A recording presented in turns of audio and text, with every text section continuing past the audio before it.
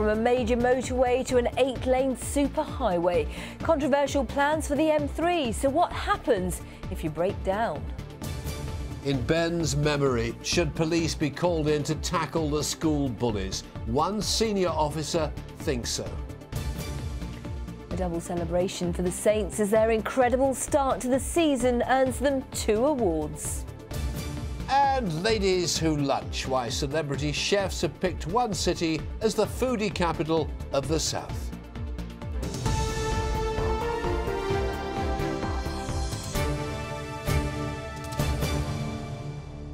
Good evening to you. Those in favour of the idea think it's a good way to ease traffic. Those against it say it's too dangerous. Plans were unveiled today to use the hard shoulder as an additional driving lane on the M3. The proposal is to transform the notoriously busy section of the motorway between junctions 4A for Farnborough and 2 for the M25 into a so-called smart motorway, similar to the scheme already in place on the M25 in Kent and Surrey. Richard Slee has been finding out more. This section of the M3 from Farnborough up to the M25 can be the road to hell. 13 miles of stop-start traffic during most morning and evening rush hours. The Highways Agency is spending £174 million replacing the hard shoulder with an extra lane, including the construction of 12 emergency refuge areas and 63 new gantries. The similar scheme on the M25 has had some problems, with broken-down cars blocking the new inside lane. The AA isn't keen on the idea, saying it's a cheap and potentially dangerous option compared to the M42 near Birmingham, where the hard shoulder can only be used during busy periods. They've moved the emergency refuge areas from 800 metres to 2.5 kilometres apart. We don't think that's close enough because drivers might break down but not reach the safe area. We too want congestion solved, and this is a certain way of doing it, but it's a shame to de-engineer something that we did well on the M42. The new smart motorway section on the M3 will be completely resurfaced and have speed cameras the whole length. But every single driver we spoke to in Farnborough thought it was a bad idea to lose the hard shoulder. I don't think that's a good idea from a safety point of view.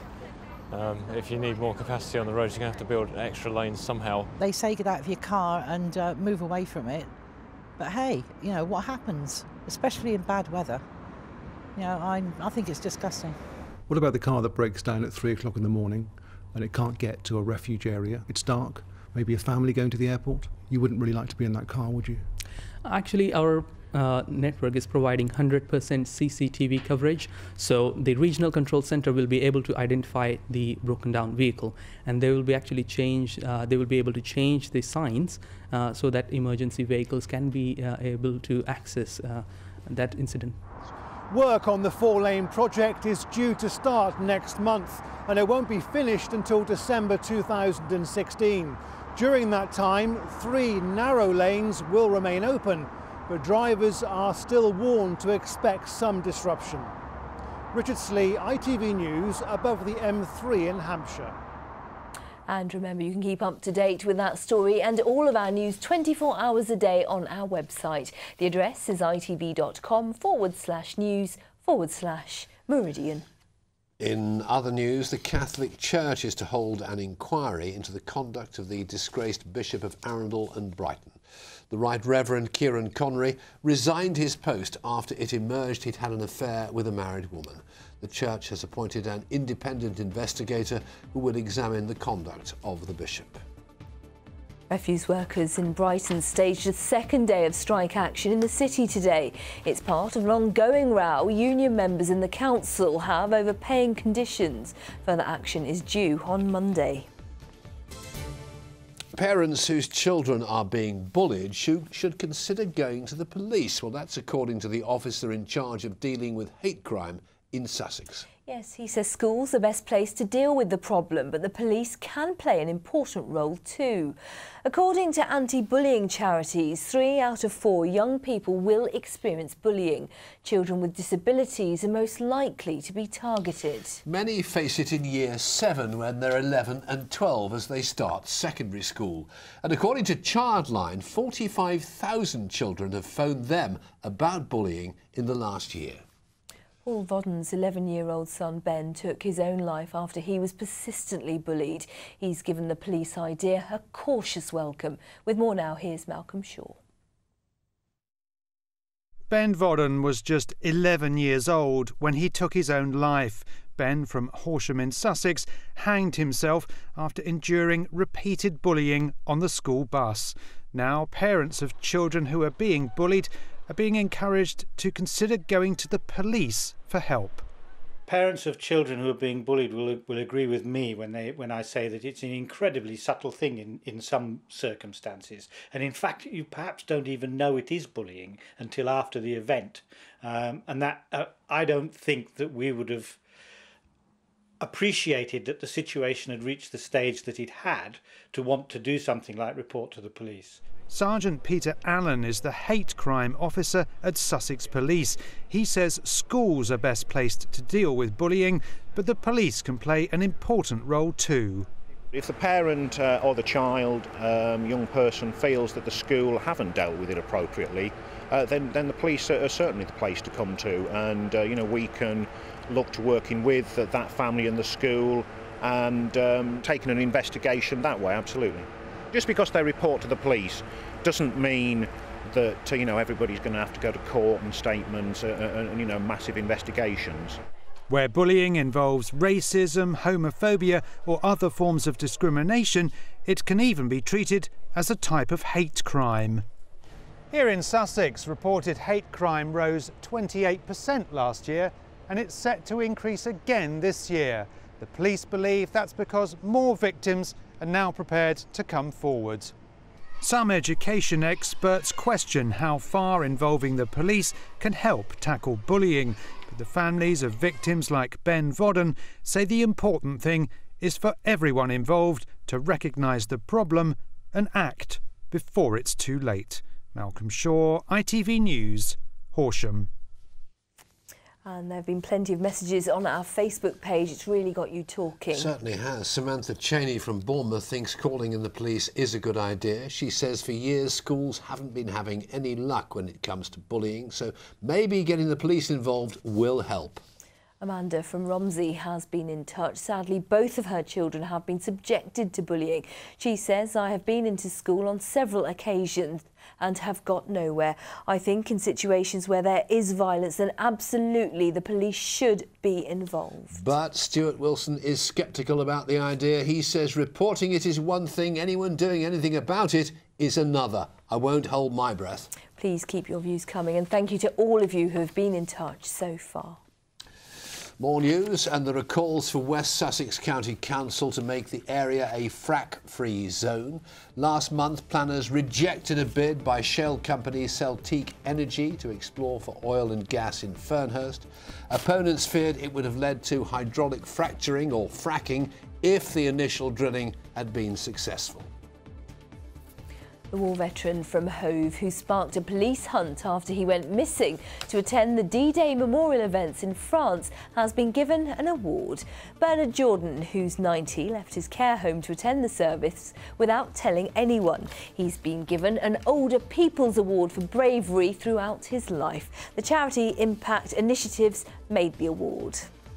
Well done, Bernard. You are watching ITV News here in the Meridian region. Thank you as always for choosing us. We appreciate it. Coming up, secrets from the skies. Some of the South's most historic sites become the focus of a new TV series. And the children who sent postcards to the Queen. But did she grant them a royal reply? Of course she did. For more on all of our stories, head to itv.com/news/Meridian. Any views or news, please call us. Here's the number, 0808 1010 095, or get in touch via Facebook, or you can always send us a tweet at ITV Meridian.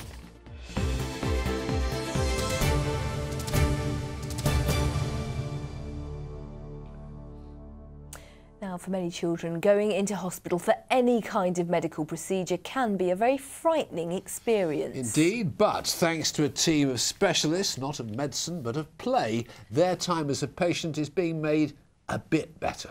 Yes, across the country, play staff, also known as play specialists, are employed across the NHS to work with young patients, helping them deal with blood tests through role play and helping them cope with their worries. Well, today marks the end of a week celebrating the work they do.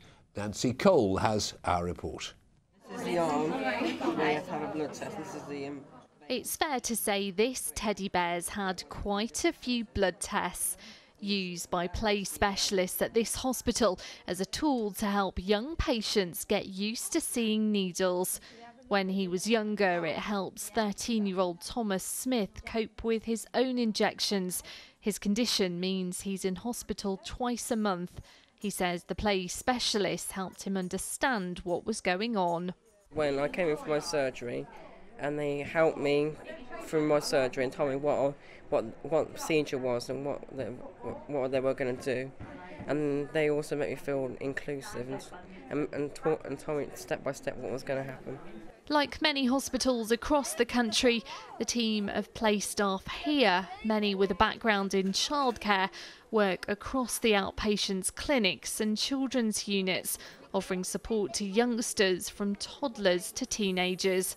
Working with a multidisciplinary team, the doctors and the nurses, we're an integral part of that team and improving the child's journey through the hospital. We help to prepare all the children for any procedures that are being done, to make them calm and reduce their anxieties, and help with their recovery post-procedural as well.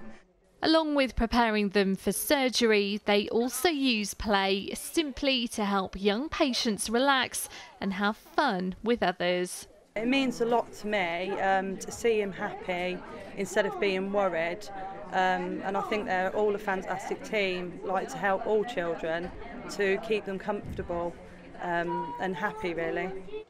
The team here say their priority is to minimise stress and encourage children to express their feelings through play. With such happy faces on these young patients, it seems to be working. Nancy Cole, ITV News. And the ITV News continues with the national and international news at 6:30. With more details now, here's Ranveer Singh. 4 men charged over plotting to carry out terror attacks in the UK. Scotland Yard says its counter-terrorism unit has never been busier. Exclusive, the Bank of England tells ITV News why interest rates will stay low for longer.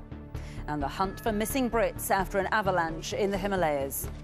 Join James Mates and me at 6:30. You have to, yeah. Well, from Stonehenge and Old Sarum to the lesser-known, slightly, Maiden Castle, the South boasts some of the country's most historic sites. And now some of them will feature in a rather unusual way in a new television series. It's called Secrets from the Sky and starts this evening on ITV using aerial camera to explore a variety of locations. Lauren Hall has been speaking to the historian behind it. Our best-loved historic sites, seen from a different perspective. This stunning aerial footage is from ITV's new programme, Secrets from the Sky. It sees sites of historic and archaeological interest explored from above, giving us an even better understanding of them. The idea is that this is giving us a kind of window onto the historical world that we wouldn't normally get, so we can understand what those sites were actually like and what they meant to the people who lived in them. Bethany is joined by archaeologist Ben Robinson to study 6 sites across the UK, using a camera attached to a remote-controlled helicopter. The interesting thing is that even though you're right up high in the sky, for some reason getting this view gives you a really intimate connection to the people who lived on the sites in the past. So you feel almost as if you're walking through history holding their hands. Among the sites featured in the series is Stonehenge. The world-famous landmark brings hundreds of thousands of visitors to Wiltshire every year, all of them drawn in by the mystery of what it is and why it was built here in our region thousands of years ago. You cannot explain the mystery of Stonehenge if you just look at that circle of stones itself. You have to look out into the wider landscape. And so what we do is we're joining up the dots between all those different bits of evidence, those different clues, and now we reckon we understand why Stonehenge was built. Other episodes in the series feature Old Sarum, an ancient settlement on the outskirts of Salisbury, as well as Maiden Castle, an Iron Age hill fort in Dorset. Each site tells a story, one which may not have been heard until now. It's a brilliant way of understanding the past because it means that you're not just accepting the written record, and as you know, history is nearly always written by the winners. In a way, we can find out the stories of the other people, the ordinary people of Britain, by exploring their world intimately. The series promises to unveil the secrets of our past, using a bit of height to heighten our understanding of these sites and their rich history. Lauren Hall, ITV News. Drone footage giving us an amazing It looks terrific, doesn't it? It does look terrific. I believe there's a shot even of your back garden in Oh, there as well. really? Yeah. Oh, well, it'll be very small. And remember, the first part of the 6-part series starts tonight. Secrets from the Sky is here on ITV at 8 o'clock. Please do tune in. Yeah, sandwich between 2 editions of Coronation Street. What could be better? I thought you meant my house. OK, time now for the sport. A Premier manager, a Premier team, a Premier sports presenter. Sarah Gall. Thank you very much, Fred. Yes, a busy weekend ahead with all of our football teams back in action after the international break. And ahead of their match against Sunderland, there is already cause for cautious celebration at Southampton.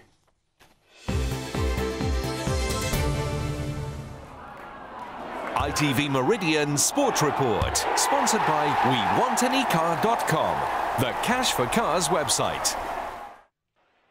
Saints boss Ronald Koeman has won the Premier League Manager of the Month award after winning 3 Premier League games and sending Arsenal out of the Capital One Cup. And striker Graziano Pella has been named Player of the Month after scoring 4 goals so far this season. Koeman, though, isn't getting carried away with the accolade. This is a compliment for me as the manager, for me as the technical staff, and for Graziano as the player. But what I said before, I think together we did, and we had a good start of the season, but it's only the start of the season. In the Championship, Bournemouth are without suspended striker Jan Kermorgant for the visit of Charlton following his red card at Bolton. Brighton host Middlesbrough and Reading are looking for a first win in 5 games as they play 4th place Derby at the Madejski. In League One, Swindon and Crawley are both on their travels, as are Portsmouth in League Two. They're at 3rd place Bury. Oxford United are at home to fellow strugglers Tranmere. In the Volvo Round the World Ocean Race, the crews are currently sailing off the coast of Morocco with the South Coast sailors on board the all-female Team SCA, trailing the pack at the moment, but they are only around 36 miles off the leading boats.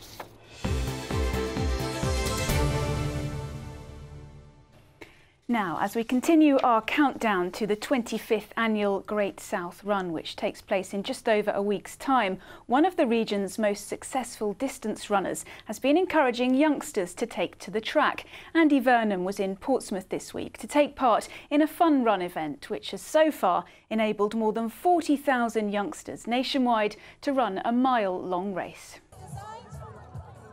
It's been quite a year for 28-year-old Andy Vernon, securing silver in the European Championships 10,000 metres, second only to Mo Farah, before adding a bronze in the 5,000.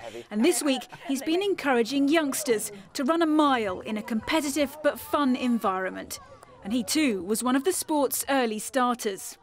Well done. Well, my dad used to actually take me out when I was really young. It wasn't my dad used to take me out. I used to beg for him to take me out on a run. So he used to do a couple of miles with me, even when I was like 4 or 5 years old. Yeah. And sometimes he used to go to the woods with the dog and things like that and go for a little run. Go Run for Fun is organised in conjunction with Great Mini Runs, the little siblings of next week's Great South Run, and aims to get youngsters up off the couch. Primary school teacher Natalie Smith says it's a brilliant incentive for her pupils. It's absolutely amazing. We've brought 41 children from year 3, all from our school. They're given a real nice chance to be able to compete against other schools and improve their fitness levels, and really nice opportunity to broaden their horizons. And next week, Andy will be broadening his horizons too, swapping 1 mile for 10 at the Great South Run, where he'll compete against the greatest distance runner of all time, Haile Gebrselassie. It's always an honour to compete against someone who's as good as he is. I mean, he's like Olympic medals, gold medals, you name them. He's got them all. And yeah, he's getting on a bit now. So I'd like to start beating him before he retires. But yeah, he's still a tough competitor, and yeah, I've got a lot of respect for someone like him.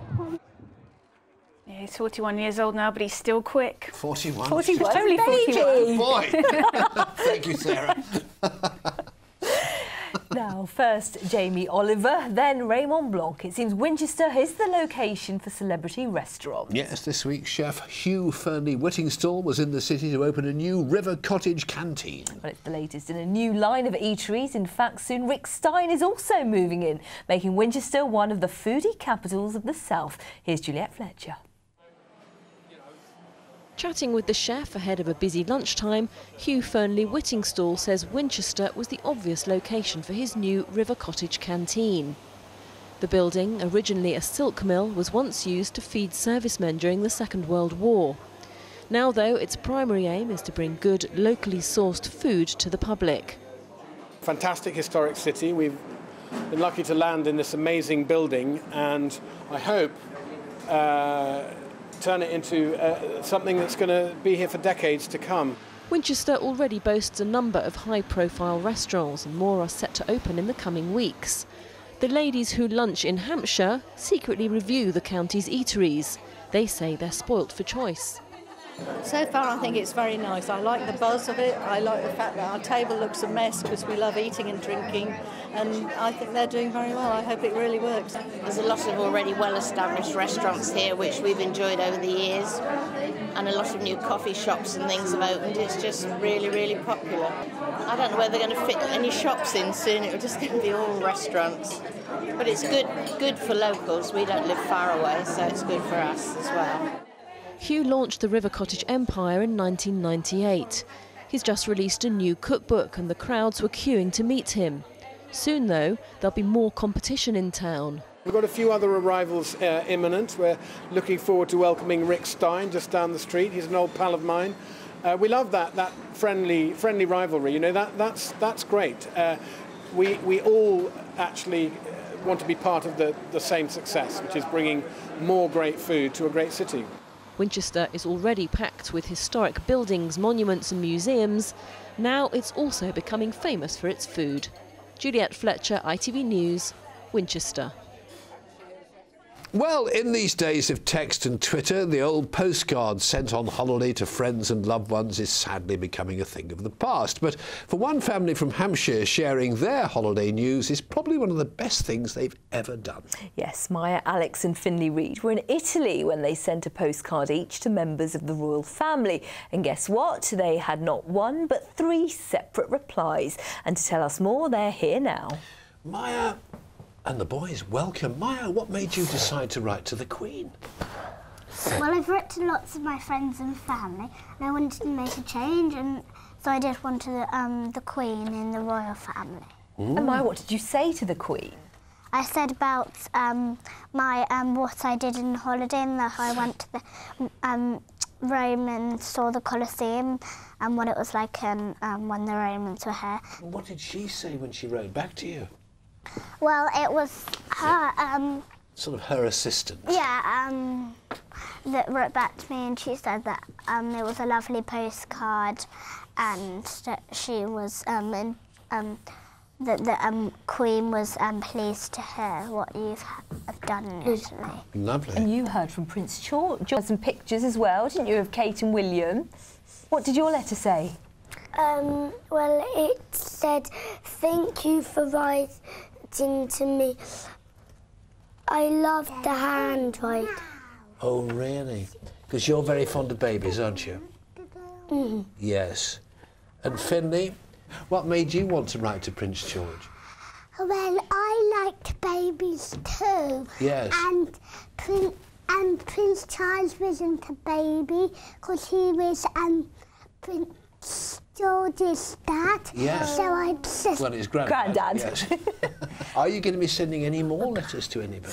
I'm going to do it to Lionel Messi. Lionel Messi. You could send one to Fred and Sangeeta as well. Have you ever heard of them? No. No, nor have we. It's the story of our lives, isn't it? Lovely to meet you all, and many congratulations and lots more letter writing. Fred and Sangeeta. Who are they? I've never heard of them. Me neither. Now, Fred, have you ever wanted to join the circus? Yeah, I wouldn't mind. Well, if so, Norman Barrett could probably give you some advice. Yes, he spent practically his entire life under the big top. Awarded an MBE in 2010, he's now celebrating his 65th year in the business. Andy Dickinson caught up with the legendary ringmaster. This is Freddie Halfpenny. Right, everybody hold tight. It would be churlish not to admit that Norman Barrett has a way with animals. He's shared the stage with them since he was 13, first standing atop horses as they bound around the ring. Though he never quite became a lion tamer, he prefers, now 78, to work with budgies. Well, it takes a lot of patience. I rehearse every morning with new birds, but for about 45 minutes to 50 minutes. I'm absolutely love it every day. There's never a bad day for me. It's always good. You know, I don't get stressed, I don't get strained. I'm not acting, I'm just being me, having fun with the audience. Brought up in his family's shows in the 1920s, Norman's since become the country's most celebrated ringmaster. A veteran of Blackpool's Tower Circus, where he ran performances for 25 years, he's now touring the region. At the end of the day, it's still the acrobats, the clowns, the horses that the people want to see, and that is traditional circus. Overall, it's good, clean family entertainment. And how I always finish the show at night, I always say, you're never too old, you're never too young, you're never too cool to go to a circus.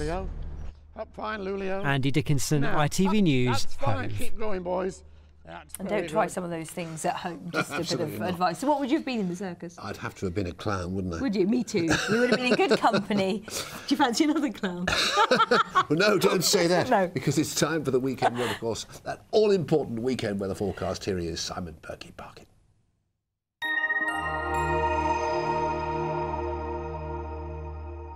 That's us driving on, us driving off in France, and us on the bridge. Driving to Europe. Eurotunnel Shuttle sponsors ITV Meridian weather. Well, there will be some good weather through the weekend. Equally, there'll be some tricky moments too. Speaking of which, we've some showers working their way eastwards across the region tonight. And some of those showers could well be on the heavy side, blown on by quite a strong gusty wind. In fact, along the coast around the Isle of Wight, that's where we could see gusts around 35 to 40 miles an hour. But overnight tonight, very mild temperatures, 15, 16 the low. Now, come tomorrow morning, it'll be a mostly cloudy start to the day, and it will be another showery day. But showers tend to be quite hit and miss. You might miss out, you might stay dry, and in the best of any brightness tomorrow, we're looking at temperatures up to around 19, that's 66 in Fahrenheit. But if a shower lands on you, because of the strength of the wind, should be fairly speedy in the way it rattles away. Now, high tide times, well, you can see in Southampton, 25 to 8 in the morning, and then 5 to 8 in the evening. And then Sunday will be another similar sort of day, again, feeling very mild and breezy too. But the showers to begin with should tend to ease off as the day goes on, with a drier and brighter day come Monday. Eurotunnel Shuttle sponsors ITV Meridian weather.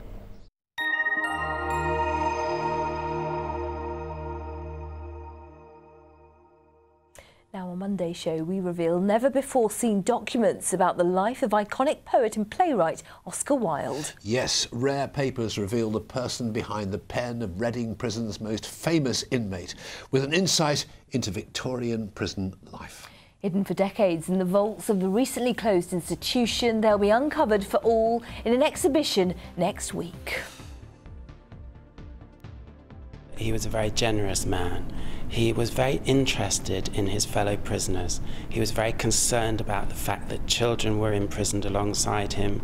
He was very aware that most of the people in prison with him had committed crimes of poverty. They had stolen food, they had stolen petty items. Monday at 6. In just a moment, the national and international news with Ranveer Singh and James Mates. For now, from the team here at ITV Meridian, thank you very much for your company this week. We'll see you again on Monday. Have a great weekend. Bye-bye. Bye-bye.